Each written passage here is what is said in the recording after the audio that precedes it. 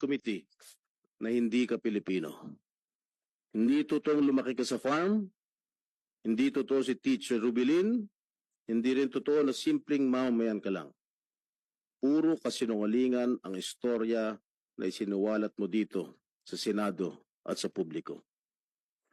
At the two Senate hearings that you were present, and you were under oath, but you fearlessly fabricated stories and fed the Filipinos a pack of lies. And in stark contrast to the purported image that you grew up in a farm and was only involved in hog and poultry raising, some 28 billion flowed through your bank accounts despite your companies earning meager income. Gaano ba kalawak ang kanilang operasyon?